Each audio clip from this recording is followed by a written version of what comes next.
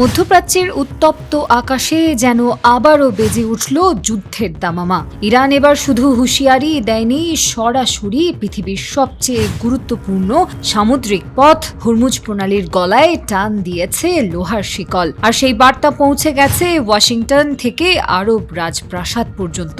খেলা এবার আর একতরফা হবে না।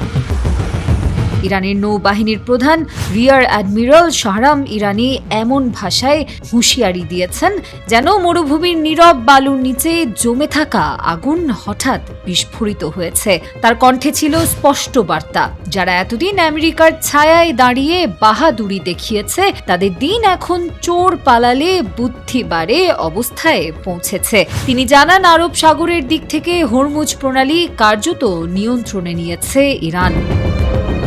এখন থেকে শত্রু কিংবা তাদের দোসরদের জাহাজ চলবে কিনা সেটার চাবি থাকবে তেহরানের হাতেই। মার্কিন অবরোধ, নিষেধাজ্ঞা আর চাপের রাজনীতিকে কড়া ভাষায় ধুয়ে দিয়ে ইরানি কমান্ডার বলেন, তারা ভেবেছিল কয়েকদিনের আগ্রাসনেই ইরান হাঁটু গেড়ে বসবে।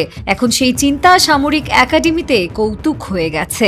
সবচেয়ে ভয়ঙ্কর বার্তা আসে তখন যখন ইরানি নৌপ্রধান বলেন, খুব শিগগিরই এমন এক অস্ত্র দেখানো হবে যেটা দেখে শত্রুরা হার্ট অ্যাটাক করতে পারে। তার ভাষায় অস্ত্রটি শত্রুদের একেবারে পাশেই রয়েছে। ইরানি কমান্ডারের বক্তব্য অনুযায়ী গত ফেব্রুয়ারির শেষ থেকে শুরু হওয়া সংঘাতে তারা অন্তত 100 দফা পাল্টা হামলা চালিয়েছে মার্কিন ও ইসরায়েলি লক্ষ্যবস্তুতে। আর সেই জবাবে যুক্তরাষ্ট্র একের পর এক যুদ্ধজাহাজ নামিয়েও নাকি কুল কিনারা খুঁজে পাচ্ছে না। তেহরানের বার্তা এখন পরিষ্কার, বাঘে ছুঁলে 18 ঘা আর ইরান ছুঁলে কাঁপবে পুরো অঞ্চল।